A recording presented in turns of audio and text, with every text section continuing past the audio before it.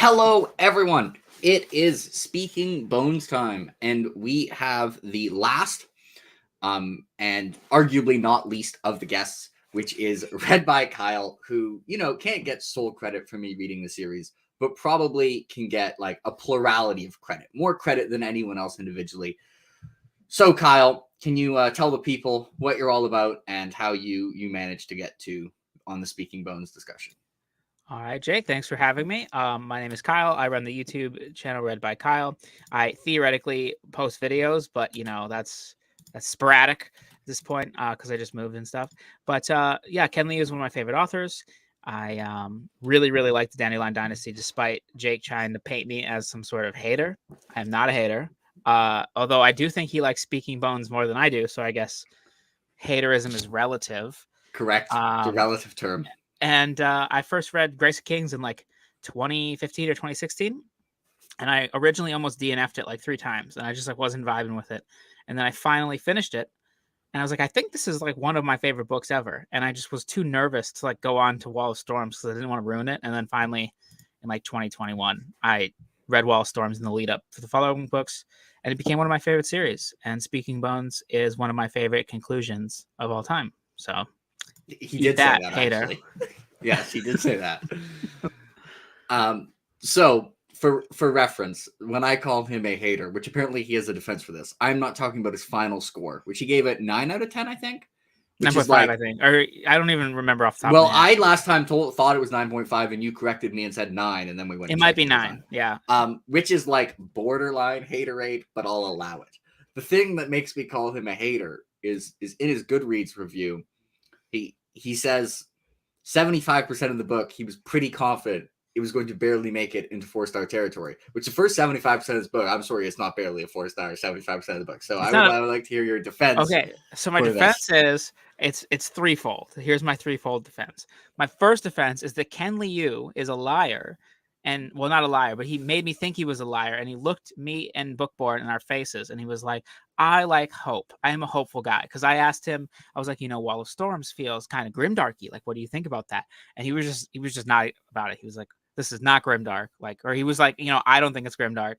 I'm a hopeful person. So I went into it with the expectations that things were going to be a little bit, trending happier.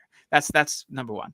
Number two, I was reading this with my good friend Bookborn, and she was also really liking it. Like, she liked it more than I did for most of it. But we were focusing on the same pacing problems when we were talking about it. So it's kind of creates like a feedback loop of like how much, because I do, my major issue with Speaking Bones is the pacing. I don't agree with the structure of it as much as some people do.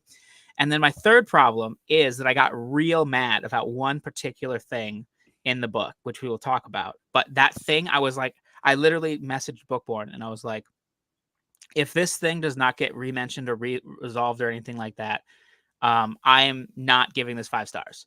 And it kind of got resolved, but not in the way I would have liked. So I settled on 4.5. So there we go. Borderline acceptable. Also, goodbye, Jay. Nice to have you. Bye, Jay. If you want, you can go watch the Veiled phone discussion without being able to chat. Unfortunately, did not quite finish it fast enough, and he can now go read Speaking Bones, which, like, it's definitely unconventionally paced. Like, I think compared to Wall of Storms, which is one of the best paced like tomes that I've ever read, it's structurally weird, but also like I enjoyed every section. So it wasn't quite like Wall of Storms kept one more chaptering me. Same with Grace of Kings. Both of them kept being like, okay, I'll just read one more chapter. It's like 2 a.m. Finish that chapter. Okay, one more. This one, it didn't do that to the same degree, except in some sections. But also, like, I don't think I ever read a chapter and I was like, that was boring. So, which chapters were boring, Listen, Kyle? Okay, we're jumping into spoilers now. Like, yes, yeah. Okay. So, spoiler warning for Speaking Bones. This is the spoiler talk. It has spoilers in the title. We are going to spoil the ever-loving crap out of the entire Dandelion series. If you have not finished it, leave now. Go read it. It's excellent, and then come back. All right, you can spoil things. Okay, so I think this just based on like my comments in Jimmy's Discord and stuff, but just the stuff with Kinry at the monastery, I just and again, like, I don't think out of context those chapters were bad. Like, I don't think Ken Liu has ever written anything that I think is bad. I just like came so late. We were like, I don't know the exact amount, but like 750 pages or something into like a 1,200-page book, and all of a sudden he's just sitting there with a monk, being like, "My name is Admirable Trash Bag, and we aren't people. We're just trash monkeys that need to be one with the earth." And I was just like, dude, could we have done this like 500 pages ago? And so that's why I was frustrated, because I was like, I would really like to be getting to our climax. Like, we have all of these things going on, and then Kenry's just sitting here like, I am peace with my empty Pepsi can in the waterfall. And I was like, can we just please move on? So with all that said, I will reread Speaking Bones, and I'm sure I will love those sections. And it did have some of my favorite bits in the whole series, which is like the story about the swords, which I just think was excellent, like top tier, revolutionarily good. But it was just like it just needed to be earlier, I think, or like, I don't know. I really wanted to get back to the other stuff. So I remember when I opened that chapter, the Three Swords chapter, I was like, no, not now, because leading up to that, the Thera chapter before that is like, let's go to the City of Ghosts. And I've been waiting for Thera's damn reunion with her kids since the end of Veiled Throne for 300,000 words. Yeah. And I was ready to ride if they didn't reunite at the end of Veiled Throne. And I'm like, all right, now we're most of the way through Bloody Speaking Bones. Like, can we hurry this shit up? And then it's like, I'm like, okay, finally, let's get this. And then it's like, psych. But then it was the Three Swords chapter, and I was like, never mind. I take back everything I said. That was amazing. I regret nothing. Yeah, that chapter was incredible. Or that story, I guess. I don't know if it was the whole chapter, but it was most of the chapter. But yeah, I really like the Savu stuff. Like, if I were, my favorite stuff is the Gia stuff, which we'll get to Gia, because Gia is goated. Absolutely. And then probably Thera stuff. I really like the Thera stuff. I know some people are like, we want to get back to Thera. I don't know. I might have liked Phyro more in this book, but I think overall I like Thera's story better, but they're very close. Yeah, I mean, I thought the Thera stuff in this book was like incredible. First we have like the well, first she kills her husband. Yeah. And that scene I thought was incredibly written. And then there was like the ice siege, which I thought was actually Thera's stuff was really good. Also, while we're on Takval dying, this is where, okay, so here's my other issue with Speaking Bones, which has nothing to do with the actual words written, is that Speaking Bones and Veiled Throne were one book, and they got cut, and Ken was just like, I'm chopping it in half. And I just think it would have been very easy to just shuffle a little and move the Thera stuff, because the end of Thera stuff in Veiled Throne is just her wallowing in despair. It's very like bleak, and it's not really depressing, an ending. Yeah. I remember I read that chapter and I was like, what kind of human writes this chapter? Like, what the crap? And so, like, I don't even think, like, so I know some people are like, oh, well, that would add 200 pages to the Veiled Throne. I'm like, no, you don't need all of that. You literally just need the Thera stuff. You can keep her kids going to the City of Ghosts and doing all that. That can be the intro to Speaking Bones, and you just move the like 2 or 3 chapters of Thera stuff right to the end of Veiled Throne, because then in Veiled Throne you have the entire arc of Thera gets to Ganke, I don't know how to say the Scrublands. Yeah. And she doesn't know what she's doing, and she's like really lost, and she has to depend on Takval. And then at the end of the book, it has now come full circle. Takval's dead. She has become the Peku, and she is the leader of these people. And now, so that book has a self-contained arc, and then it's like a crazy ending. So you can be like, wow, I can't wait to get Speaking Bone. That would also make Speaking Bones more like of a standalone entry. So all that stuff I was thinking at the beginning of Speaking Bones, because like, man, like this should have been at the end of Veiled Throne, and I still feel that very strongly. So that was another thing where it's like, there's a good bit of Thera stuff before that happens, because it doesn't start with them running to the ice places. It starts with like the betrayal. Yeah. So you would, so like I don't think it's like 20 pages. You would have to add more. But first of all, Speaking Bones is longer than Veiled Throne, and second of all, if you cut 20 pages out of Veiled Throne, or you could even do like move Gia's last little bit in Veiled Throne to Speaking Bones, because Gia doesn't get a lot of stuff in the beginning of Speaking Bones anyway. So then it allows you to have. I'm just saying that was a better space to stop it. I don't have the exact page counts of what would happen. Yeah, I mean, to be fair, I didn't have to wait for Speaking Bones like you did. Yeah. Granted, I didn't read them directly back to back, but I read them pretty close together. I know like Veiled Throne doesn't have a climax, just kind of ends. Yeah. I did find like where it ended in Dara to be like with them going to like the secret place and then Savu leaving to kind of be like a bit of a cliffhanger ending. We did have a few POVs from Gia. My two favorite chapters in this book are Gia point of views. Yeah, we have a couple. It's usually her dreaming about something. Every time I get a Gia point of view, I'm just like, including in Veiled Throne. But yeah, Thera stuff is my second favorite of the stuff, and yeah, I can see how it could have ended there, but then counter proposal, I want Speaking Bones to be like as good as possible, and that stuff's really good, and then it's not in Speaking Bones. In that case, why don't we just have the end of the Wall of Storms in Speaking Bones? We could flash back. Yeah, that's a fantastic idea. That's a fantastic idea. That does mean all the Veiled Throne is also in Speaking Bones, though. Which So it's is just one still book. really, yeah. Actually, let's make Dandelion Dynasty should be a duology. Yeah. Just Well, the first book should have all the Kinry stuff and the Grace of Kings, and everything else can be. The first book will really go weird structurally. We can put all the Kuten Rovo stuff in book one. Yeah. Just actually, real quick aside, there's a TV show I'm watching right now called Kaleidoscope on Netflix, and it's about a heist. And the whole thing is that you can watch any of the episodes in any order, and you'll get a different experience, except the last episode, like, supposed to watch last. So you just pick whatever order you want to watch the show in to get all the clues, and that's what that would be like. Yeah, you'd be like, you get to Kuten Rovo, like, kind of becoming powerful, and then everything falling apart, and then be like, I wonder how that happened. Yeah. And then everyone could see berries coming. That would be, speaking of, okay, Kuten Rovo is the only part of this book that I like have criticisms for, really. Yeah. Which you may know of. I am not a Kuten Rovo fan as a person or as a character.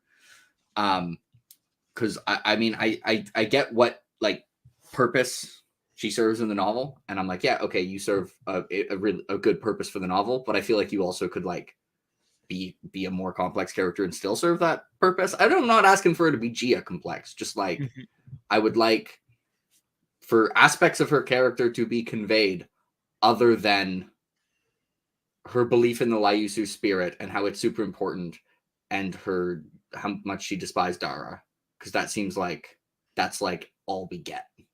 Yeah, I agree with you entirely. Like when you were having a conversation with Davis about this on Discord, and with Ken Liu, I won't sum up that whole thing, but I think your argument at the time was basically that all of the stuff that you actually get with Kuten Rovo is like fine, but there should have just been a couple things to make her more of an actual person to make that feel more realistic. Is that what you kind of think? And it's like for actual person, it doesn't even need to be like, look, she actually has a good side. You can show her being crappy in more ways. I would just like her to be like, have more aspects to her character than just like one thing. Even if like, it's like, okay, she still sucks. She just, guess what? In these different situations, she sucks in different ways. Yeah, I think that's totally fair. Okay, that's my only criticism of the book. Yeah. Moving on. Do we want to start with a specific character and kind of go through the characters? Let's do chronologically. Let's do that. No, let's do characters. I mean, I'm sure we'll kind of mishmash around, but so I guess like the main plot lines of this book, you had like the Timu Tanavaki Kuten Rovo plotline. You had like the Zomi Phyro plotline. You had Savu doing his own thing, and then you had like the Gia plotline that kind of intersected everything, and then you got like Thera way over there. Do we want to go least favorite to favorite? Well, we'll probably have different least favorites, but my least favorite is the Kinry stuff, clearly. Yeah. Although I did like his ending a lot. Like, so I liked his character a lot more in Veiled Throne, and I liked what happened with him to make him kind of come to the realization at the end that he wanted to be with Farah and that his answer is both. But the answer, like, I mean, I know that, it's easy to say when you're not the person going through the struggle, but the answer is, I can take from both cultures thing is like, it doesn't take that much reflection, I don't think. Like, I know it's easy for me to sit here and not be Savo and be like, oh, you didn't come to the conclusion about your identity sooner. But I just like, I just felt like for all his introspection, it was a kind of basic realization. So his character arc, I would say, other than Kuten Rovo, is like the most flat for me, but I still did enjoy it, if that makes sense. So I think one thing that makes that a lot harder of a realization is that he feels like if he sides with like any of them at all, they're literally at war with each other. So it's kind of like, if you're, living in, I don't know, Canada and you have heritage from like two different places, it's pretty easy to be like, I can embrace both. But, you know, if you have two heritage with two countries who are currently trying to exterminate each other, I think it's probably a little bit trickier because for any aspect of Dara he takes, he feels like he's betraying like Yeah, the that's true. Liusu, and any aspect of Liusu he takes, he feels like he's betraying Dara. So I feel like that definitely makes it a more difficult conflict in his head than, you know, it would typically be. But also I can see that. Other than Kuten Rovo, that would probably be next, but that's with the disclaimer that, like, I mean, with Kuten Rovo, when you include Timu, that's like that plot line suddenly becomes Yeah. excellent as well. Mhm. So I guess it might be my least favorite by default, but like I still think He also it's wasn't really in good. it very much. Like he didn't even show up to like page 600 or 700 or Yeah, something I like was that. kind of like, I mean, yeah, because Veiled Throne ends with him, and I when he came back, I was like, oh yes, oh Kinry, that's character. What's up, Yeah. my boy? What have you been up to? Oh, you've been starving. You know, one thing that Ken Liu is very good at, and this is something that I think separates like authors I really like from authors that I love, is his like constant consideration that every character is kind of on their own journey. And I know we just talked about how Kuten Rovo doesn't really conform to that, but like generally speaking, like even in Wall of Storms, one of the things that happened was like Mun Kakri's husband shows up at the end and like offers to fight, and then, you know, like we never really hear from him ever again. But then at the end of Speaking Bones, he's just like now a governor, and he's like, "Oh, this is what's been going on since then." And like he does that with so many people, like when Than Kakoru dies, and like Than is just this like bit character. But when he's dying in that battle, and he's like, "Oh, I'm the last of Kuni's friends. You know, I was never as brave as this guy. I was never as clever as this guy. I was never as good as administration as this guy. So I was just doomed to like be around the company of giants, and I wasn't good enough." Like that was like 2 pages where I felt like this guy was an entire person and he'd lived an entire life, and I was very moved. And I think I Ken would does actually that really well. I would even give Kuten Rovo credit for that. I think she absolutely felt like she was the hero of her own story. I just think her story was kind of boring. Yeah, that's Um, fair. but I absolutely agree, and I think the strength of characterization in like Speaking Bones, like Grace of Kings is very good, but it's very good in different ways. Mhm. And I don't think like I would have been surprised if I'd learned how much like how highly I would rank the characterization in this novel after reading Grace of Kings. After Grace of Kings, I I think felt most people would. like the plotting was excellent and like the theme work and the world building was excellent, and the character work was like, you know, very weird and like good, but not like, but like the character work in this book I think is like, you know, I'm still Hobbs my favorite character writer, and then there's like, you know, 9 people who on any given day I could be like this person second, and I Yeah. feel like Ken Liu has, you know, added another name to the list where I'm like I'll almost take the cast of characters in Speaking Bones against like almost any other series. One part for that reason, like everyone feels like they have so much agent, and there's such a like huge cast of characters Mhm. that I think is balanced extremely well in terms of like almost all of them having something really interesting going on.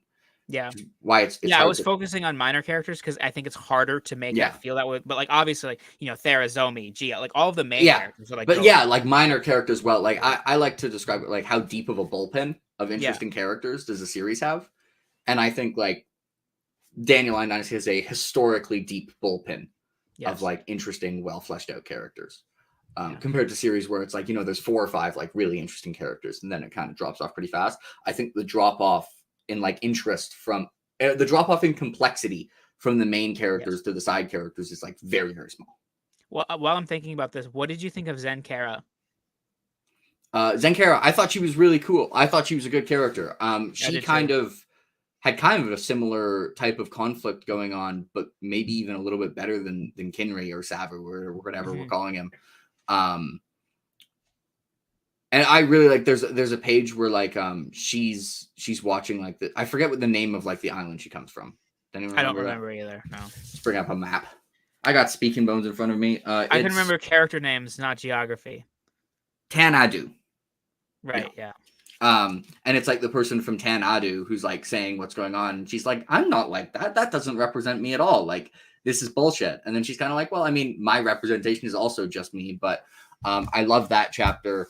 So yeah, like she's a great example. And I did see your interview with Ken, and I know Ken also really likes her. And I'm like, yeah, I agree. I think for the amount of page time she got, she was like a really well done. Like, and it would have been very easy for her to just been like a side thing. It's kind of like most authors, if you told me like, hey, you know, one of these main characters, we're going to have a flashback and there's going to become a love interest based on like one chapter, and then they're going to be like, that's going to be a thing for the rest of the book, I'd be like, no, I was just gonna say, I can't don't do remember that. who it was, but it was today or yesterday. Somebody on Discord was like, um, "Insta love." Oh, it was Chase. It was Chase. Yeah. Was like, "Insta love never works well." And I was just thinking when we were talking about this, that's they kind of have insta love, but it works because of exactly the way that Phyro and Zenkara like are characterized and the moment in time that they're in and the way he writes it. I totally believe. I'm like, yeah, these people would act this way and feel this way towards each other. It's I very mean, hard to Ken do. Liu's writing of like romantic chemistry is maybe wildly, like it's wildly good. I don't know Yeah. that much about how much people consider it, so I can't call it wildly underrated. Which I was, and then I was like, wait a second, no, wrong word. But because I remember from Veil Throne, like there's a conversation between the two people on like the submarine, and the same That here, was like so good. yeah, and it's like it's not quite insta love. I think it's not like one conversation. Yeah. They're like, oh, it's like they have, you It's know, like they instant spark of connection. But yeah. that's why people don't like that trope is because people just meet and they're just like, "I love you." Whereas like really instant sparks with people does Happen. happen. Yeah, that's That's a real absolutely a thing. thing. Yeah. So it's that distinction that makes it feel real. And yeah, I think like it's the kind of thing where most authors, if they tried to do that, I'd be like, no, don't. That didn't work. But with he just pulled it off so well. Yeah, Um, absolutely. which brings us to Phyro. Phyro's interesting. What do you think of Yeah, Phyro? really good character. I love the callback of the when it's I think it might have been omniscient narrator talking about like which general he's most specific to, which this isn't an important part of Fire's character. We'll get to the important stuff later. But I love the callback to like the tax collector general in Grace of Kings, because I was like, I forgot about that dude. And then Fyro's actually like he's kind of a badass. He really he would do a lot better if he was like teleported into some more classic fantasy worlds. He would do very well in Middle Earth. Yeah.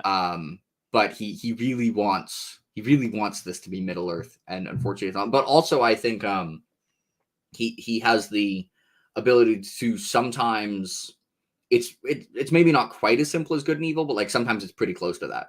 Like Kuten Rovo is not complicated in morality. She's like there's not really anyone who's just like so clearly good, but there are people who are about as close to evil like as people can get here. I mean, Kuten Rovo is basically like Hitler-esque, if we're Yes. being Yeah.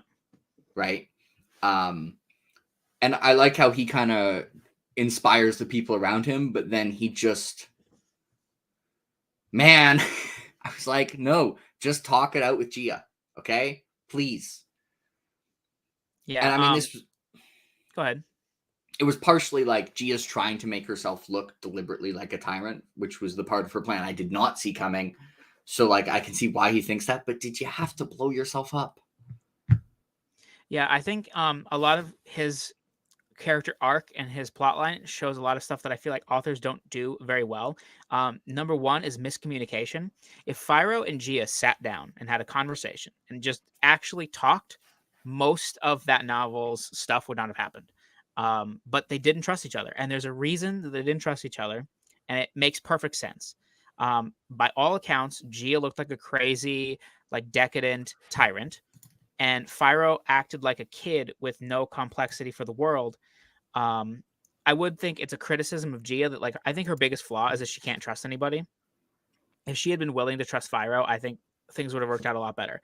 But that miscommunication and like failure to see the other side is done very realistically in like a not frustrating way. And I know some people have like more of a problem in Grace of Kings with like Mata and Kuni and how they kind of just fall out based on miscommunication. I think it's handled much better here. And the other thing about Phyro is that he like so badly wanted to become this type of person, and I think he was in the middle of realizing that that wasn't actually the type of person he wanted to be. And a lot of times in endings, something that really bothers me is when characters don't fulfill the the character arc, but not like in a way like that's intentional. Like if I can't give examples because of a spoiler, but like if I just feel like an author is killing a character because it's the end of the series and they want to be shocking, that really bothers me. but Phyro felt like he was in the middle of becoming a new type of person that would have been a really good ruler, and then he unfortunately died. And it felt satisfying because of the way the narrative told us. Like, I think it was Pharaoh who said he lived up to the story. He wanted other people that to tell about him instead of the story that was true to his soul, which is like maybe my favorite line in the book because it just so clearly encapsulates that he wanted this romantic idea of being like Mata and being like Jin and all these people and like being like his dad, who he had like an idealized notion of who his dad was and who Mata was. And he just wasn't that person, and he kept trying to be, and it ultimately ended up in his death. And if he had had more time to realize who he actually was, I feel like he and Gia would have eventually worked things out because Gia had her whole plan that was going on, and she did want to loop Phyro in. And at a certain point, he would have been the emperor, and I think he would have been a very good emperor. But tragically, his life was cut short. And also, I think one point is when Gia is asking him questions like for his last scene to try and figure out like if he's kind of figured things out. It's one of the times where I think she's wrong because she asks like, "Why did you spare the Liusu?" And she's hoping the answer is just like it was a strategic move, and she's disappointed by his answer of like, well, it was like just the morally right thing to do. Partially because I mean, Gia maybe sometimes for the better is very uncompromising when it comes to Liusu. Like she wants to wipe them out. Like she wants to do full blown genocide. And I will say for Gia miscommunicating, like, and this was at the time I was like, why don't you tell Zomi the plan? But that's because the part of the plan I'd figured out mostly was the Barry plan. The part of the plan that I did not see coming was that then she would stage a bloodless coup against herself. And she kind of needs that to be secret. No, I don't agree. You could still tell Zomi because Zomi's not even part of the plan. I don't even think Phyro needs to be part of the plan. And you can tell by the way that she is like very regretful that he died. I don't know necessarily where that would have went, but the main plan is the general like the generals and the ministers and like Kogo doing his part and stuff like that. I don't like how Zomi was handled in the book, and that's actually, now that we're talking about it, kind of where I was at the 75% mark is why I was getting angry, is that Zomi was just like, I know what you're doing, and then she just went to jail, and then that was her whole role in the book. And Zomi was my favorite character. And narrator in Zomi's head, Zomi did not, in fact, know what she was doing. So I think the problem is she is concerned with like what the historical narrative wants to be. She wants it to be that she was a tyrant and that then there was a bloodless coup. And like some people are pretty secretive, like they're not going to tell the general public, but it's actually something that she thinks it's pretty important that this is the narrative like for a long time to establish a precedent.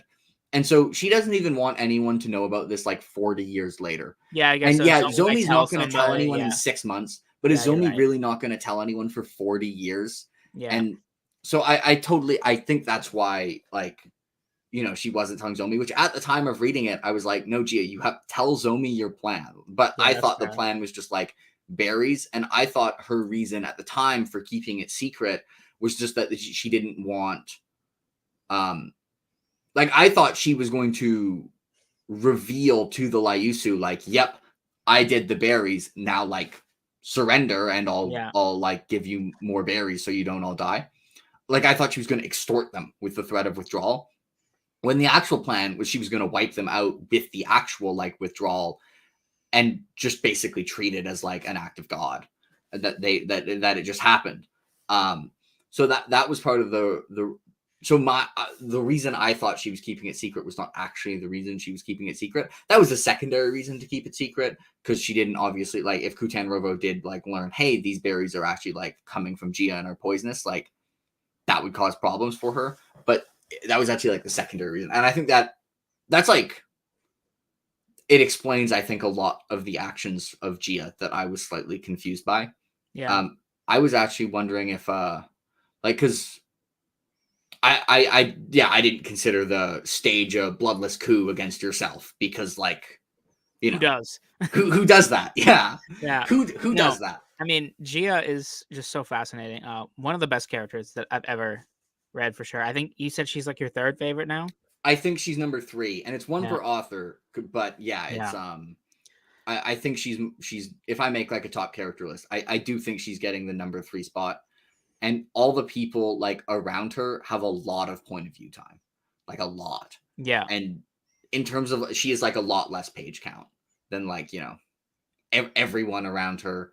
She's gonna be great on a reread, I think. I mean, she was great the first time, but I'm gonna really enjoy Oh, she'll her be even stuff on the better. reread. Yeah. Yeah, absolutely. Most Because yeah, amazing characters are, but Bookborn and I were like trying to figure it out, and like in Veiled Throne, Bookborn, we each got like half of the plan, but my half wasn't totally correct, and neither was Bookborn's. So she thought of the berries, and I was like, yeah, she didn't. I don't think she specifically said berries, but she's like, I think she's cultivating something that's going to poison them and put them into withdrawal. And I'm like, yeah, maybe. And the thing I was like, there's something to do with the fact that she wants the dynastic cycle to end. The dynastic cycle is what she's been talking about this whole time, where, you know, yeah, Cooney and Cooney's friends are going to be really loyal, but then are Cooney's friends' grandkids going to be loyal to Cooney's grandkids? And then we're going to go back into wars and stuff. So she wants to end this. So in order to end this, she's going to need to put a stopgap in there. She's going to try to get things to a modern lens. Where do you get from a monarchy to like a democracy? Usually like a constitutional monarchy in the middle there. And I was like, I feel like she's going to try and institute slowly constitutional monarchy, which is kind of what she did. But I yeah. did not see that she was literally going to paint herself as a tyrant for life. Like I thought at the end she was going to be like, see guys, everything I did was for the good. Yeah, I absolutely thought as well. I thought like she obviously like very early on was like doing things to like make her image, make it look like she was less thoughtful and like more callous and more corrupted. I thought this was a short-term plan to like trick people, and then at the end she'd be like, it was my plan all along. I mean, if someone, I think the half of the plan that I predicted is by far the easier part to predict. If I ever see someone reading Speaking Bones and they're like, I think the plan is for like, then she's gonna stage a bloodless coup against herself, I'm gonna be like, what? I would actually a Wikipedia summary. I would actually probably, to mislead them, I would probably actually respond with "what?" question mark in Discord and be like, who does that? Like, why would somebody do this? Like, that's not a thing. Yeah. And it's because I kind of think I was focusing too much on that she was trying to like win the war with the Lyusu, and eventually free unredeemed Dara without like massive invasion. And I kind of forgot that like, yeah, she still is. I thought she'd kind of put making the Grace of Kings not necessary on the back burner, like that. But she really went for like, she could have attained like a less complete victory pretty easily. Like she could have won the war with unredeemed Dara, like after they were starving and their army was depleted. She could have done what I thought she was gonna do, but she really like she was like, no, I'm gonna. She went for like the total victory, except for everyone thinks she's a horrible person forever and she can't sleep at night. Which and see, a lot of these things at the end are why, like in the middle of a book, it's really hard to see where things are going, especially when it's stuff like this. And the end is really important to tying it together, because something that was frustrating me at this point, and it was frustrating me in Veiled Throne too, is the war certainty doesn't make a lot of sense. Like, if you look at George R. R. Martin, the Greyjoys and the Iron Islands, like they don't make any sense if you actually think about them. Like, there's no way they could have that stint of population on those two islands and be that big of a problem. But George is just like, whatever. These are the troops that they have.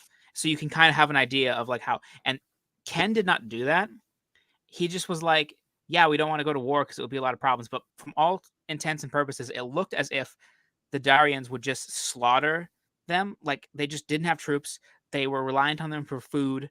They weren't getting reinforcements for a long time. They were stuck on small islands. Like, they have all of Dara. I was like, yeah, you might, lose some troops, but you're going to win. Like, just beat them now and stop paying tribute to them. And so I was really frustrated that everybody was treating them as if they just couldn't go to war. But then when Gia's plan just was like bloodless, I was just like, oh, that was definitely better. That was a better plan. So yeah. Although the plan was not quite bloodless, because she also had to encourage like the hardliners, and they went a lot further than she expected. It was a lot better. It was better a than much better plan. A war. So yes. Because like even just logistically, the whole problem is like they don't want the hardliners to kill like the villagers. But I'm like, if there's 2,000 of them or however many there are, and you start attacking, 1,990 of those 2,000 are going to go try and fight you. You have 10 guys that are just going to be around here killing villagers. By the time they get to the 500th villager, you're going to have killed everybody. You can stop them. You know what I mean?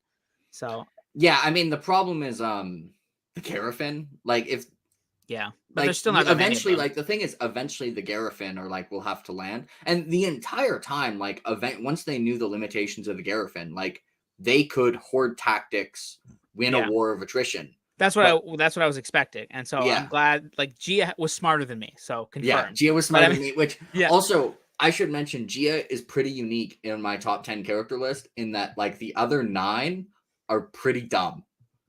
Like my favorite characters tend to kind of be idiots.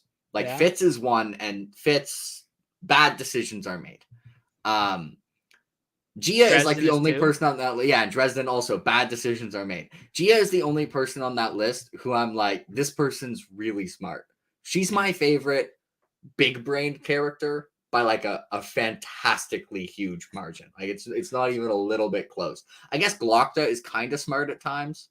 Glokta's pretty smart. But so I guess he would be reasonably close. But really, like the other ones, they're like the thing is Glokta's cunning. He also kind of like is self-sabotage. G is cunning. Okay, I see what you mean. Yeah, okay. Like G is smarter.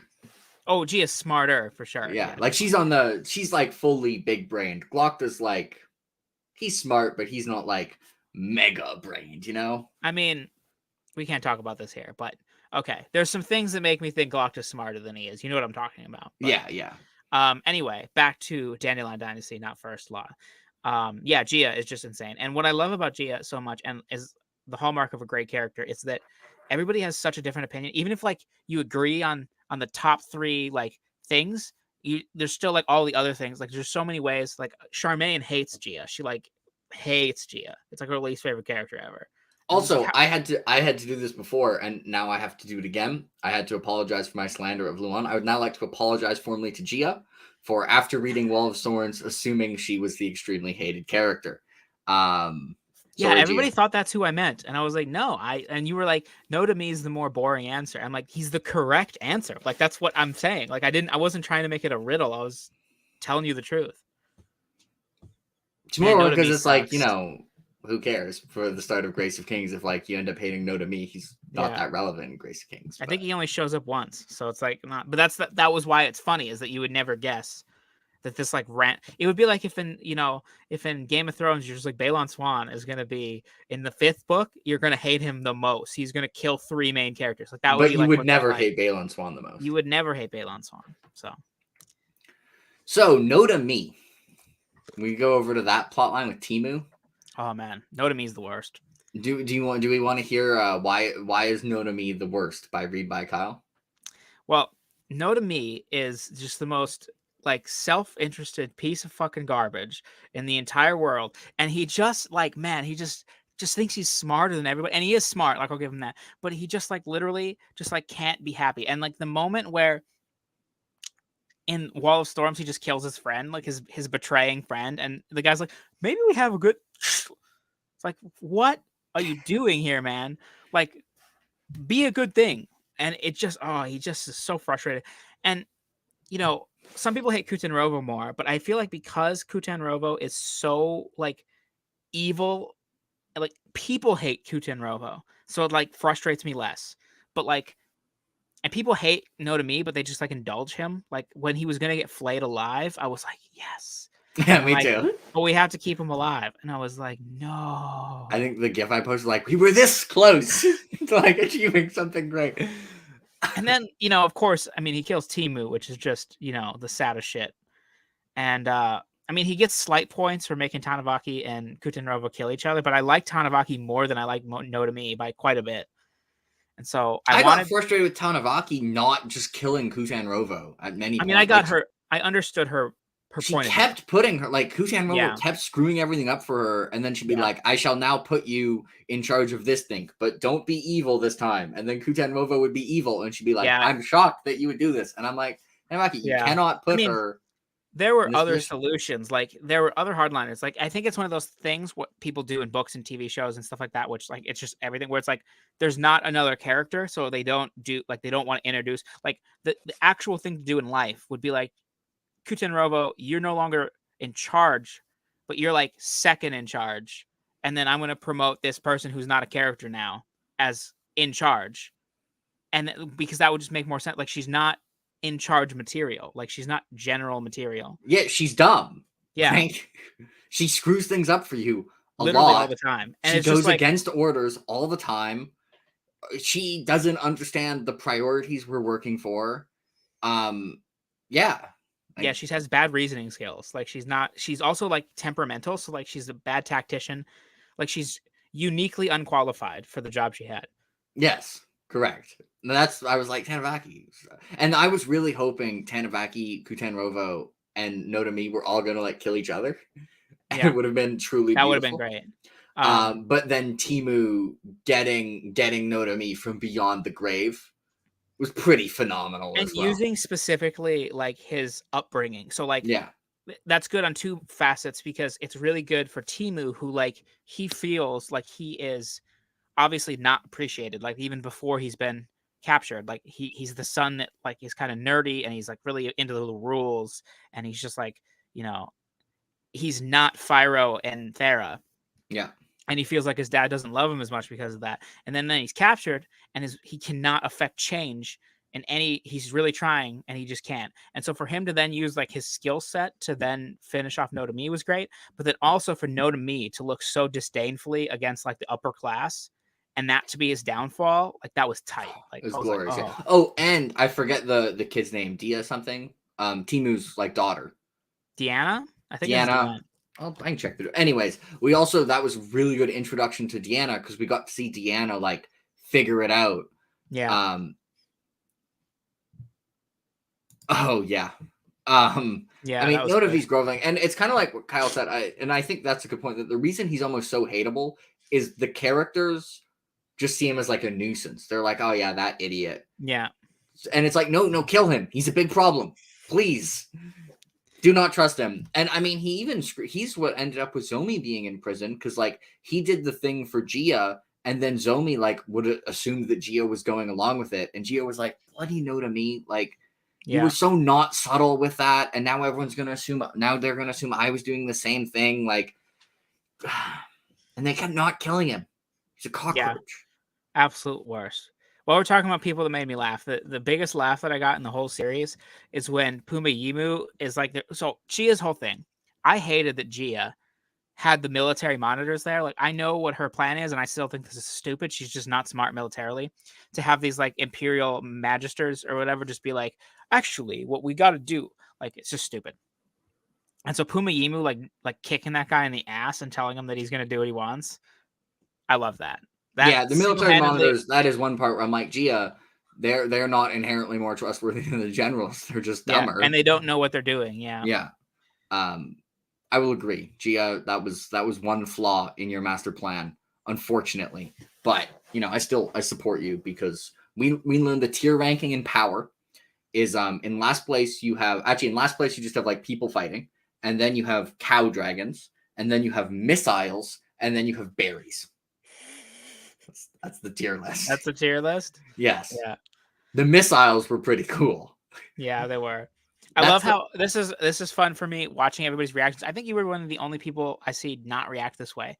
When they're like trying to find new contraptions and then they get to like the pigeons. the bird pilots. Yeah, and they're like, we're gonna get these pigeons, and like everybody's reaction is always like, wait, is he going too far?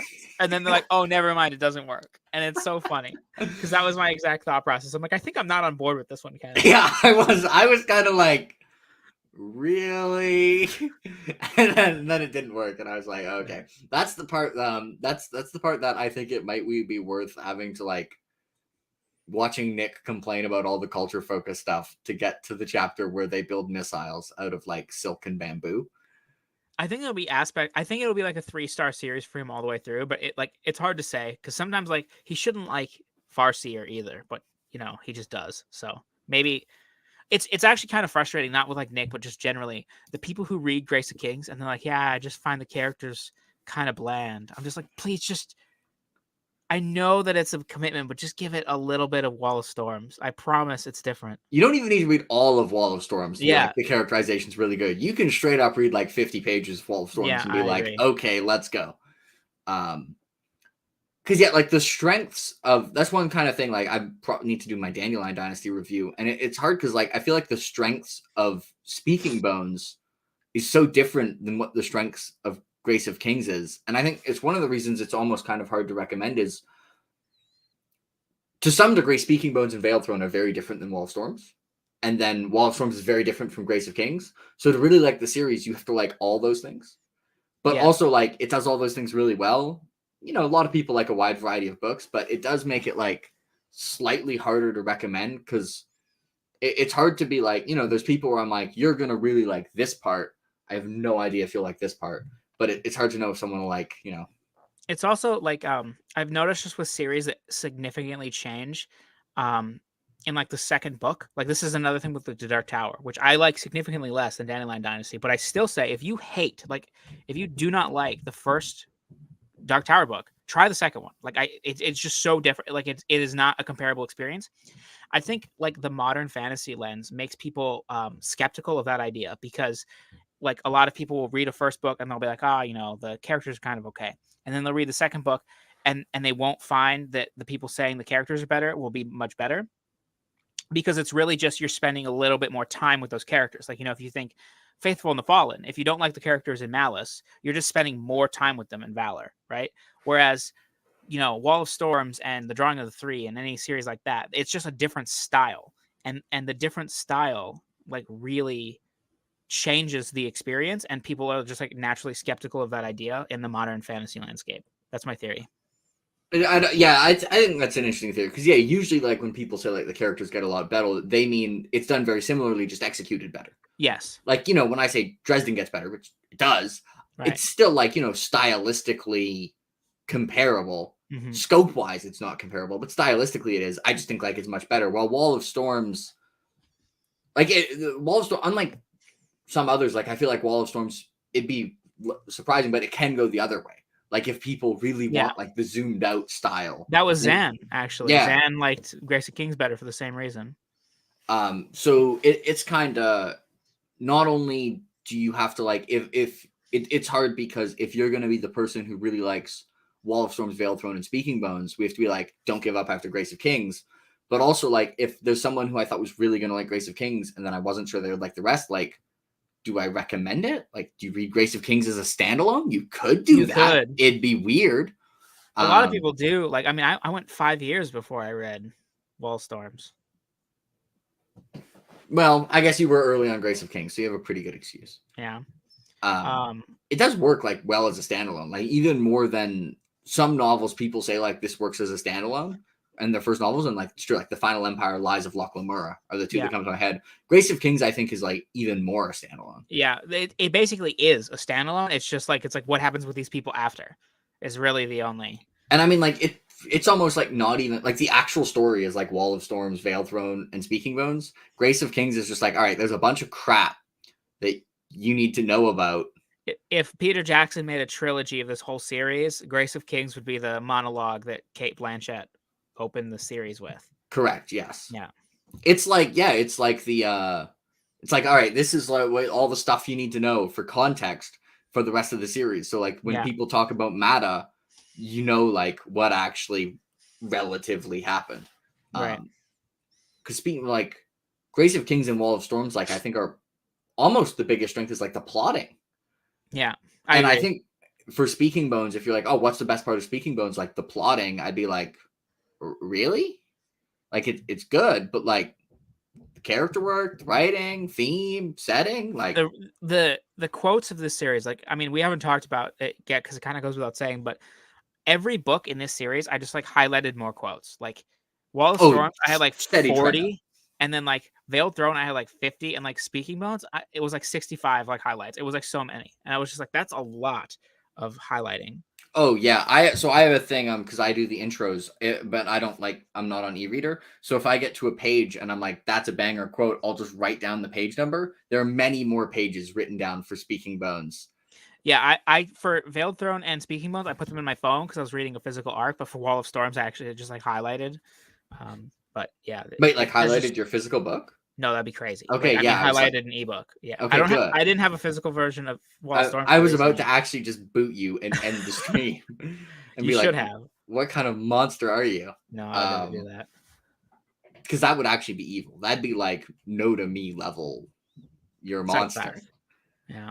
Um, What do you think of the ending? Like, so we don't forget to talk about it. Like oh, I the mean, well, last like I 100 literally pages. said at some point while reading Veiled Throne and reading Speaking Bones, like, if this isn't how it ends, I will riot. Like, I literally was like, if Zomi and Thera do not end up together at the end, like, Yeah, I will complain. And then he even got me to the point where I was like, you know what? Fine. This is yeah, I know. I still thought it was really done. I was like, we were in like the epilogue thing, and I was like, man, it just sucks. Like I just thought because he kind of But it's tricked you like into he thinking Sarah even died. before giving me what he wanted, he convinced me I would have be okay with it Oh yeah, yeah, without getting one. yeah. Me Like I too. was like, you know what? I wanted them together, but them both living like these full lives separate from each other is acceptable. And then Thera started going over, and I'm like, yes. And all that Yeah, end scene is so good. yeah, that made me cry for sure. I was like, oh man, that was so Yeah, good. it got me as well. Definitely sections of Speaking Bones were blurry, and my two favorite chapters of Speaking Bones are the Gia ones, which those got me. I think my favorite scene in the book is chapter 54, which is Kogo, is that the Kogu one? telling the story of Yes, Gia that whole to Gia. chapter is amazing. It is It's so like good. it's It might be my unbelievably good. favorite. So it's probably my favorite chapter in terms of like emotionally. And then the chapter in Walled Storms where Jin like lets her body get electrocuted or like just stab Tenro, like all that stuff. That was my favorite, just like oh moment. Yeah, Yeah. Battle of something Gulf Part 3. Wolf's Paw, maybe it was. No, that's not it. Who I don't knows? know. Yeah, but yeah, you know what I'm talking about. Those are my two Whenever favorite you see chapters. Part 1 Ken Liu chapter, you're just like, okay, let's go.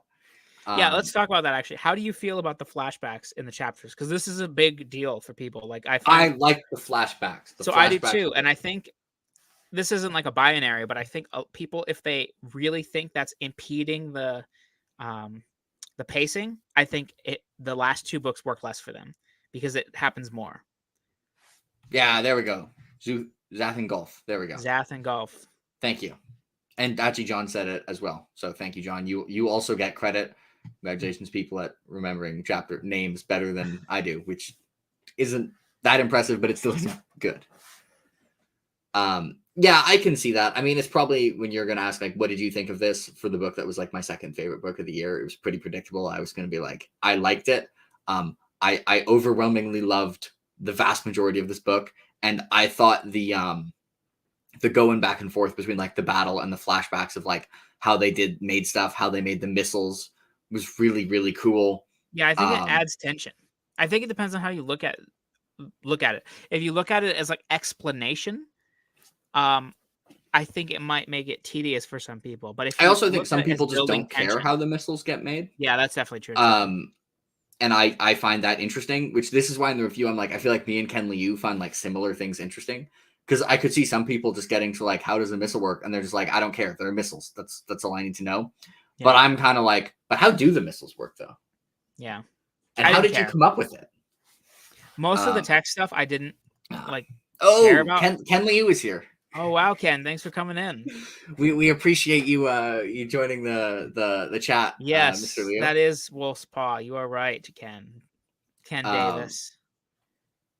Yeah, and then Crescent Island was the one in Speaking Bones, which was also like pretty phenomenally epic. Yeah. We haven't discussed Gotstan at all, but I really, really like that character. I think she I really like Gotstan, although I did laugh at her when she lost the fight against Phyro, and she was like, it wasn't like after she lost the battle to the missiles, she's like, you didn't fight fair. I'm like, bitch, you've been using dragons this entire time. Also, a turtle fell on her head, so like, No, she was complaining like when they won the battle. Like, oh yeah. army versus army, that like he fought in a way that wasn't fair. And I was like, hey, do you want to fucking sit your dragons down and fight army v army? Because if you want to do that, then you can be like, this was not fair. But if you're going to continue to use dragons and plan to use them against people who do not have dragons, you do not get to complain about people fighting fair or not. Yeah, like cultural blind spots like that are always interesting to me. Like their concept of honor is like, of course we use cow dragons, you know, like who that's fighting fair. You use cow dragons, but Yeah. you know, using tactics, that's not fighting fair. Building missiles. Yeah. That must have been like, that was, I really like that we got the missile part from her point of view, because like that'd be pretty terrifying. Yeah, I think it was written really like new worldy, where like people are just encountering new technologies for the first time and stuff. Like very good, Like very it good. was almost written like a chapter where it's like you run into like extraterrestrial technology, and it's like a horror scene where it's like the character realizes what it is, except this time we also know how it works. And yes, Crescent Island. I mean, of course you love it. You wrote it, Ken. Like, okay, so for those of you who don't know this, this is a person on one of the discords who we have joked is Ken Liu. He writes the best essays about Because every he aspect of writes the Dandelion essays, and Dynasties. he seems to be able to answer questions about the Dandelion Dynasty as if he was Ken Liu. So it is not actually literally Ken Liu, allegedly, but we will be referring to him as Ken Liu. He also refers to Ken Liu as the author, which I think is Yes, kind of a it's dodge. extremely suspicious. Yes, he's like, the author was intending blah blah blah blah blah blah blah, and I'm like, So yeah, he might be Ken Liu, but I will acknowledge we don't know he's Ken Liu. He is. What haven't we discussed? Oh, Well, no, I didn't tell you what I don't like. What made me so mad? Do you want to guess what it is, or did I tell you? it was Volyu coming back, right? No. So that made me very angry. Like in terms of it just happening. Like I was just like, how you son of a, like I was literally laying down in bed and my chest was just on fire. I was like, I gotta finish this chapter, and I got up and I finished it. But that's not what pissed me off in terms of the narrative. Thorio dying, I was like super against. I felt like that character was wasted. I still kind of feel that character was wasted. It was exacerbated by the fact that I felt like Thoryu got very annoying in Speaking Bones, because they're literally like fighting for their lives, and she's like, oh this precious leaf, everything is, she was like somebody was tripping on mushrooms while like real shit was going on, and she was just like, oh but life is so beautiful and precious and interesting. And I'm like, okay, but this person's literally trying to shove a sword in you. Can you just, fight them a little? Like, can you? So she was getting frustrating to me.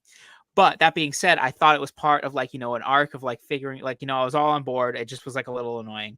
And then she died. And I was like, what the fuck is going on here, Ken? And I was like really mad. And I messaged Bookborn. I'm like, if this does not get resolved satisfactorily, I'm not giving this book 5 stars. And I liked that at the end, Lutho comes back, and he was just like, I had an interesting adventure. So at least it was like kind of brought back, but I was like, this didn't go in. This needed like one more thing to me to fully, and that's actually like, I joke about the 7 pages of Admiral backstory, or like, Kinry. That doesn't actually affect my rating at all. The thing that actually affects my rating is my dissatisfaction with Thorgo's plot line and just like the general pacing.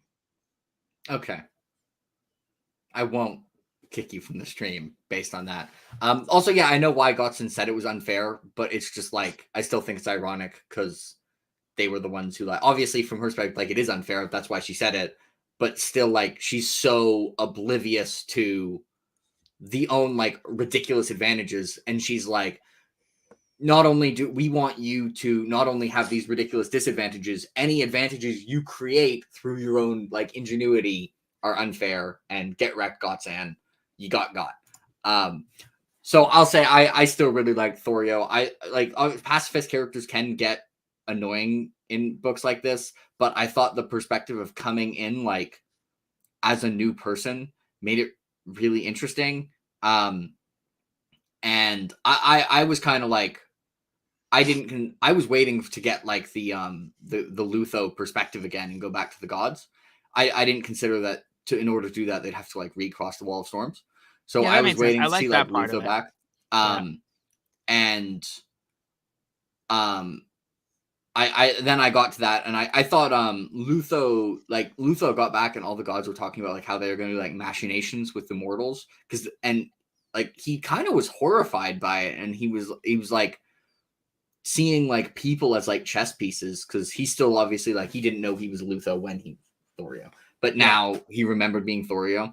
So I could have used a little bit more Thorio just because I felt like as a premise for character, she was so interesting. Yeah, and I think But that's what it was. Is that it but was I just still expectations, and like it's not like I thought everything with the character was annoying. Like I thought a lot of it where like she was like kind of seeing it with fresh eyes and be like, why are you guys killing each other over this? And like all that was good. It was specifically when her life or like Thera's life was in direct danger.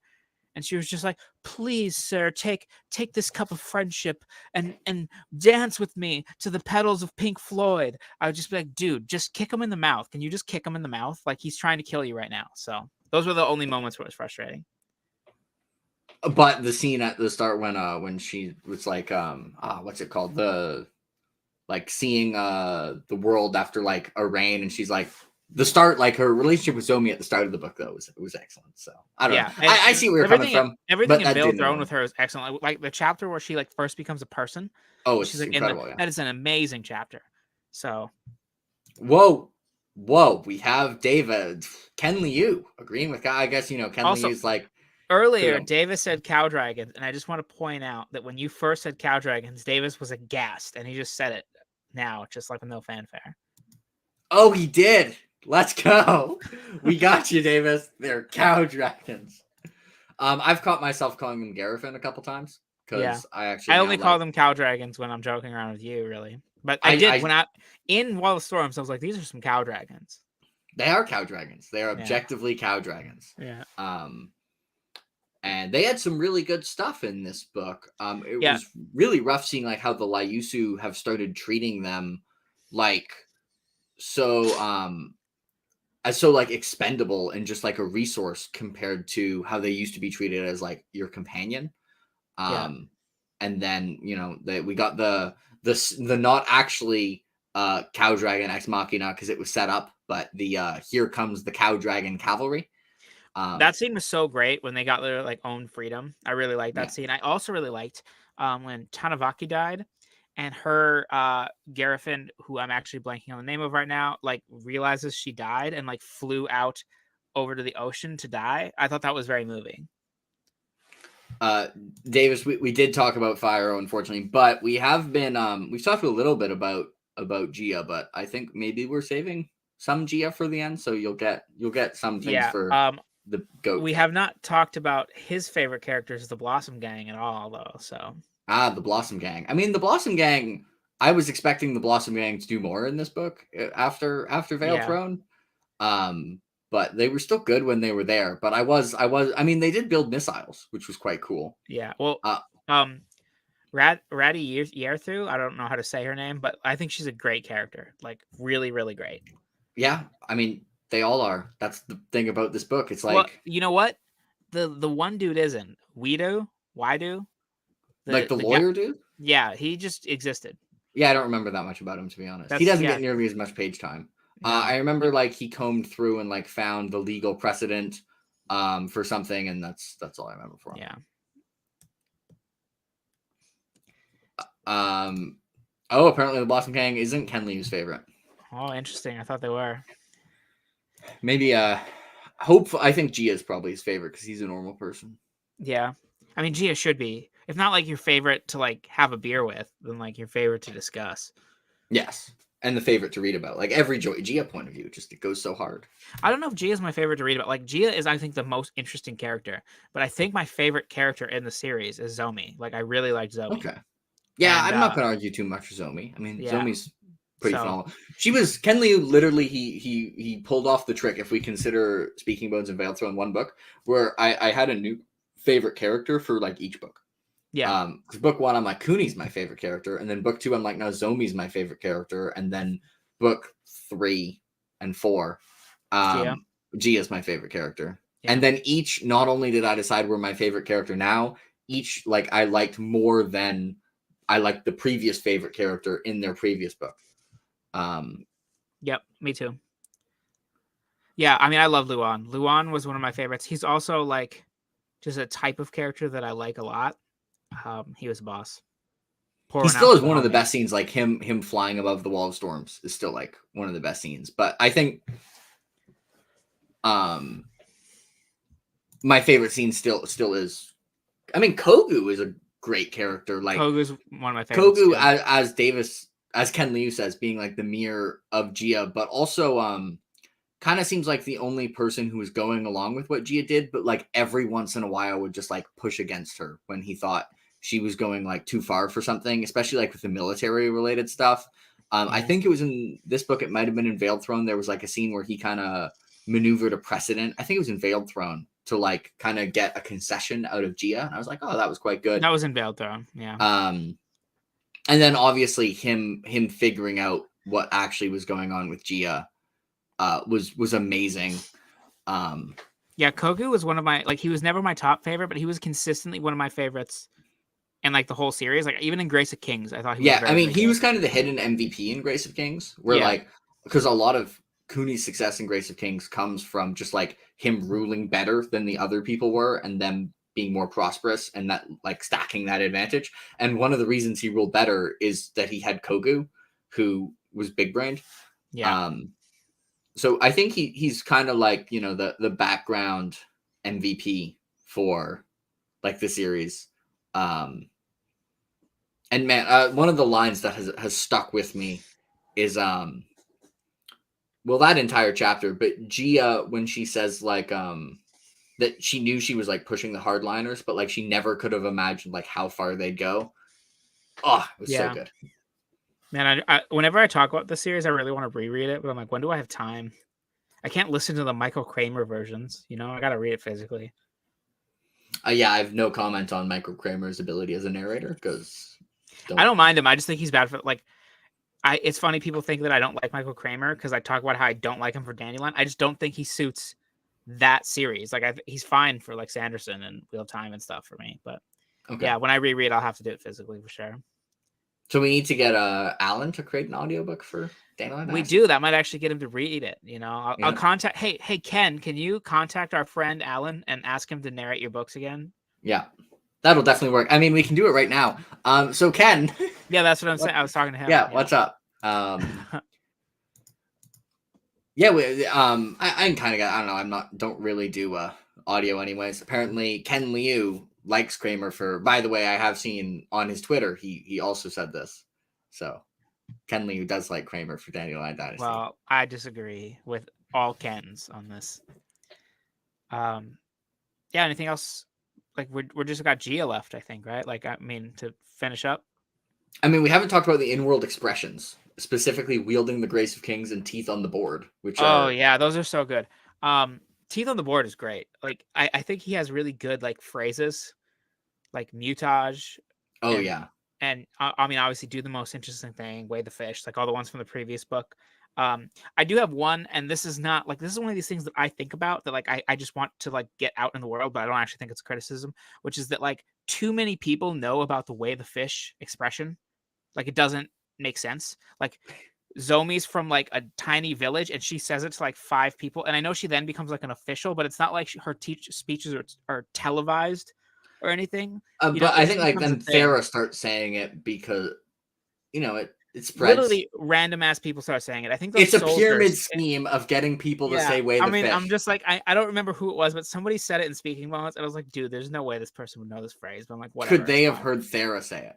I don't know. I'd have to reread. It's not a big deal. I just noticed. I'm just like, man, expressions don't move like this, but you're trying to teach us things, so that's fine. Anyway. I will say one thing I actually really like about Dandelion Dynasty, contrasted with a bunch of other fantasy series, and I like the way they do both, is a lot of other fantasy series have magic to make a part of the world like deliberately unknowable. This is something like Erickson and Guy Gavriel do very well, and I like that Ken Liu actually deliberately pushes back against this and has a world that is knowable, just really difficult to be knowable. Yes. And I kind of think I agree with Ken.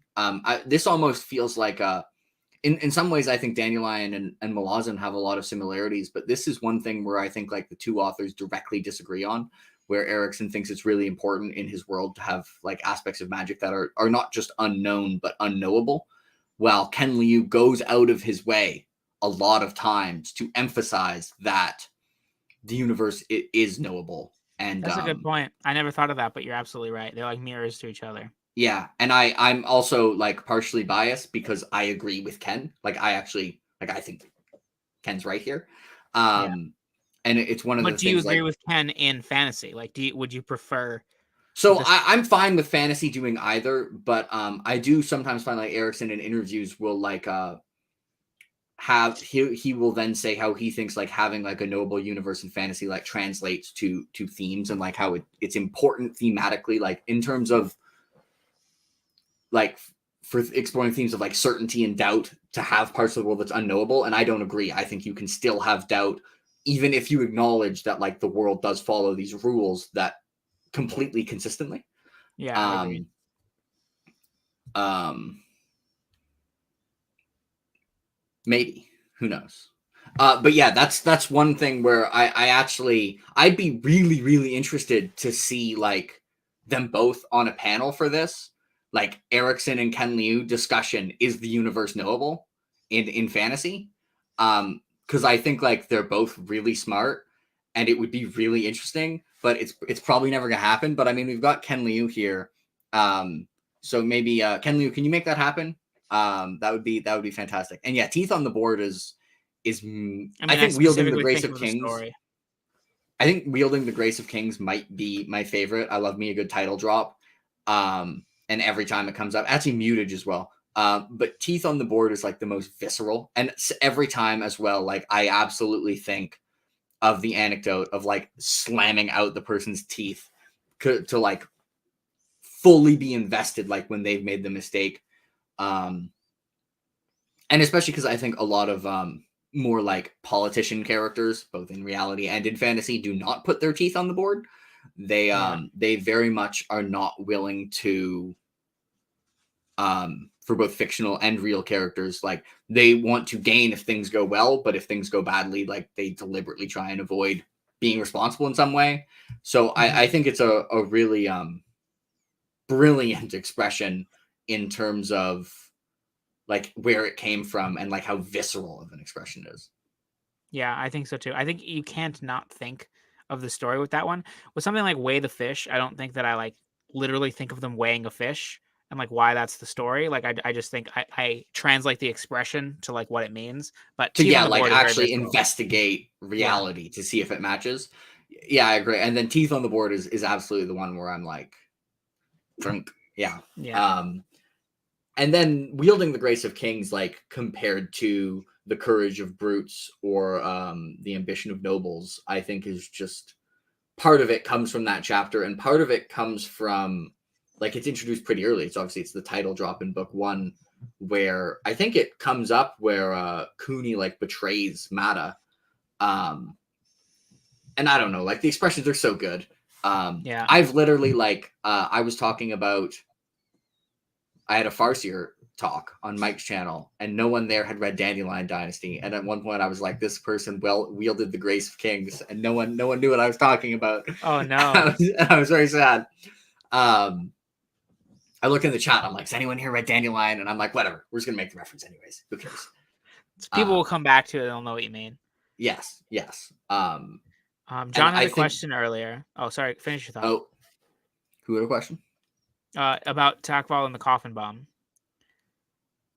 Oh yeah, the coffin bomb was awesome. Yeah. This was one of my favorite. I think a red flag that someone's gonna die, like that someone has kind of been deluded, and that is when they buy their own press.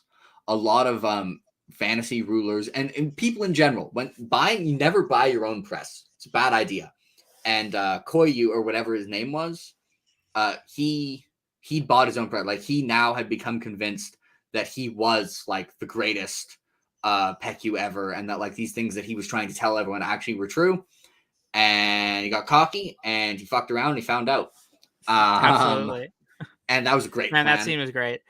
It was very unexpected. Like, it's a different kind of unexpected than most of the things that happen in the series. Like, if something's unexpected, it's usually totally in line with like where the characters were going. It's just like you didn't expect it. But that was just like obviously in hindsight you could see it coming. But like I just was like, holy shit, they all exploded. Like it was very shocking. Yes, it was. And also, it was the second time I got to post the fuck around find out gif. The first time was like the Eritol dude who betrayed them. And like, by the way, I have to admit that was a big brain plan to find out the opening for the Wall of Storms. One thing I was thinking of was like Gia seems pretty confident that like Thera is gonna stop them, which kind of seems like a Hail Mary. But in her head, she was like, wait a second, they don't actually know the opening of the Wall of Storms. So she kind of got unlucky because then they were able to find like a way to get the opening for Wall of Storms, but then she got lucky again because Thera pulled it off anyways. But that dude, he engaged in fucking around and finding out because then it looked like he actually betrayed Koi something, and was like, damn, now I'm going to be brutally murdered. And I was like, ha, get wrecked, which maybe is not the best thing to think, but yeah, dude got wrecked. Yeah, I always thought that she had a little bit too much faith in Thera, but like just the way that narratives work, that it was probably gonna work out anyway. But you know, I guess it could, like she had no way of knowing what was going on the other continent. I think she just was like, they're not going to actually learn when the opening to the Wall of Storms is. Yeah, John like just thought No to Me was gonna be around the whole time. Like, yeah, no, he had to die. I knew they were gonna die. I was like, "There's no way these guys get out of this." If No to Me lives at the end, 2 stars. If Kuten Rovo lives at the end, 1 star. Yeah, I mean, there was no way Kuten Rovo. No to Me maybe is like to make some sort of point, but like Kuten Rovo was Unzo Dunzo. Yeah, like if it got to the end of the review, it'd be like, this was brilliant in like almost every way, but a specific character lived, 1 star. Yeah. Yeah, we talked about Zenkara before you were here, and I saw Kyle's and Hillary's talk with Ken Liu where we talked about Zenkara, and I was like, yeah, Zenkara is good. Somebody and yes, and with the struggles, I specifically brought up there's the page where like she sees the other person from there who's like talking about what it's like to be from there, and she's like, that doesn't represent me. Yeah. Or you were about to say something, then I interrupted. I was gonna say, I was just gonna say like Mota and I forget his like girlfriend's name. They died together near the end. I thought their story, like the fact that I'm not remembering her name is a disservice to her, but like they're part of the Blossom Gang, and then they die helping Phyro. Oh yeah, Very sad. Yeah, that sucked. Yeah, Mota was one of Jin's people.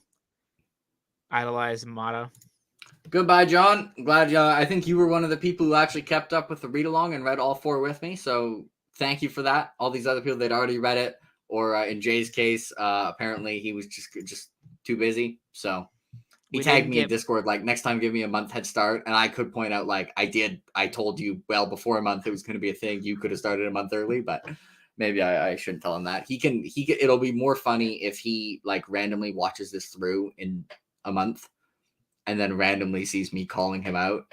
And then because I'll just get tagged on Discord in like 3 weeks, and I'll be like, oh yeah, I did say that. So we're just gonna leave that. Come on, Jay. I announced it beforehand. You could have started early. He didn't even get Dylan to join the read along. Yes, which was he said he would, and he let us down. But I mean, that was pretty predictable. That was like the guy whose name started with A. His betrayal there was pretty predictable. Like I kind of right away was like, why aren't fantasy characters as paranoid as me? Don't they know they're in a book? But with Dylan, that like his betrayal was, I was like, yeah, sure, you're gonna join the read along. I tried. He'll read it in 5 years. Yeah. I tried because I felt like I needed to get as many people on as possible because you paid an unreasonable amount of shipping to get me the Grace of Kings. Shipping has gotten worse since then. Actually, I thought I tried to figure out shipping for something else once, just like for a lark, and it was significantly more expensive. I was like, what is going on? And not only that, you paid to ship me a tall paperback, making Alan very sad. That's all that exists for those. Yeah.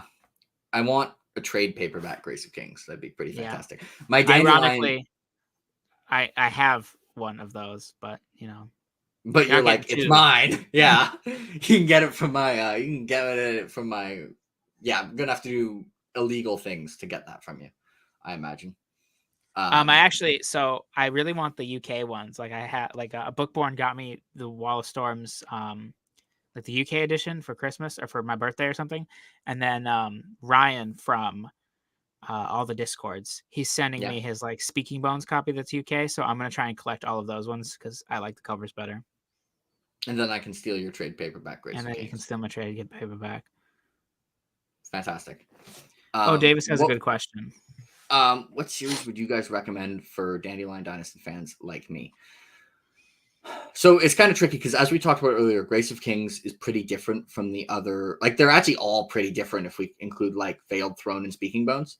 So it's hard to name something that's like pretty similar to all of I them. don't know anything that's like heavily similar. I hear people say Malazan, but I'm not far enough Yeah, in to so actually I'd say recommend that. Malazan is a reasonable one. Like, I think there's probably a relatively strong correlation. Um, I mean, probably for Wall of Storms, the incredibly basic answer is like A Song of Ice and Fire. But Yeah. like, you I definitely have like not read them yet, so I have no idea. But just based on what other people have said to me, I think the Dagger and the Coin series by maybe. Daniel Abraham is going to be like something that people would like if they like both. But I'm gonna read that hopefully this year, and I'll be able to back up that recommendation. And then my one for Grace of Kings specifically would be the Lines of Oursol. It's hornier though, but they have Oh, that some is a good. similarities. Yeah, in general, GGK I think has like similar Yeah. And prose also actually kind of. as a very short recommendation, so one of my favorite short stories is by Ted Chiang. It's The Truth of Fact, The Truth of Fiction. And I swear for the topic it covers, like he and Ken Liu share a brain. Because I'd seen your interview with Ken Liu and he was like, we're stories all the way down. And then I was going through the quotes I had for Exhalation for like my top books at the end of the year. And one of them was in the book, like, we're stories all the way down. I think he has like really liked those short stories. I think I heard him Yeah. say somewhere that he's a big Ted Chiang fan. Yeah. Which makes sense. So yeah, I'd say for very different reasons, but if I had to pick 4 or 5, I'd go like Ted Chiang, GGK, Malazan, and George. But yeah, I mean, whenever it's like recommend a series for fans of this, it's kind of like, I mean, why are you a fan of this? It depends. yeah, I agree. If you want something more like Asian inspired, like the Conqueror series by Conor Golden, which is historical fiction, but it's about the rise of Genghis Khan, I think has like it's not in terms of like it's not going to have the headiness of Dandelion Dynasty. Like Dandelion Dynasties were more thought provoking, but if you just want like kind of the cultural vibes and like the military aspects of Dandelion Dynasty and like the type of characters, for like the first half, like specifically Grace of Kings and Wall of Storms, I think the Conqueror series, Wolf of the Plains, I believe is the first one, and then also like it's basically like what if Tenro was the main character? So And actually, I would say the most Lions is the most common one, but there's actually a more Dandelion-esque GGK book. And I'm not just saying this because the setting is more similar, but it would be River of Stars. Like, not even if it was set a similar story in a different setting, I'd be like, this is the most Dandelion-esque. Interesting. That makes me hyped to read it. Now that I got my Yeah, signed copy. I want to reread that one. I want to reread Yeah. all of them, but I really want to especially read want to Under Heaven next year, or next month, but I don't think I'll be able to get to it till March. That's okay. And then River of Stars is obviously after that, but they're not a duology. River of Stars is like 300 years Heard you later. talk about it. Yeah. Yes. Okay. Yeah. I mean, Malazan's kind of the obvious one, but like they're kind of like, I just feel like there's some crossover in who will like them. They're not that. I mean, none of them are super similar, but yeah. Doing recommendations based on Davis, check out Dagger and the Coin by Daniel Abraham, and then tell me if you think it's similar, and then that'll push it up my. Good idea. My TBR. Okay. I think that is a reasonable amount of stuff about Speaking Bones. So, yeah, I would say River of Stars, I'd say like structurally in that, like how it covers a lot of time and is very zoomed out for some aspects and sweeping. I think it's more similar to like Grace of Kings than the Dandelion Dynasty as a whole. I wouldn't say it's that similar to like Wall of Storms or something. But also none of them are super similar to Danny. It's okay, Davis. What book is more similar to Grace of Kings than River of Stars? Like, yeah, it's not super similar, but like, what else is? Like, can you name one? Romance of the Three Kingdoms. That doesn't count. What fictional book? Well, that's historical fiction. You're thinking about Records of the Three Kingdoms. Oh, yeah. which is I'm what thinking of the one that Ken Liu plagiarized. plagiarized. Yeah. Yes, yeah. Okay. Fine. That counts. No, Greenbone is not more similar to Grace of Kings than River of Stars, Davis. I Get haven't out. even read River of Stars, and I disagree Like, you disagree with me or with Davis? with Davis. Yeah, like, sorry.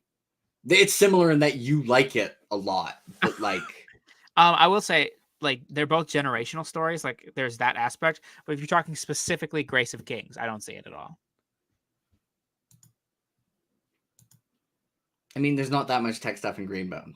Sorry. He's reaching. You're reaching, Ken. You're reaching, like, you're gonna hurt your back with these reaches, Davis.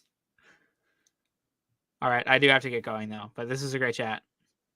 Also, River of Stars has a bunch of like similar like military theme stuff as like as Dandelion in general, with like how Gia treats the military. Please don't hurt your back with these reaches, Davis. Gia is the GOAT.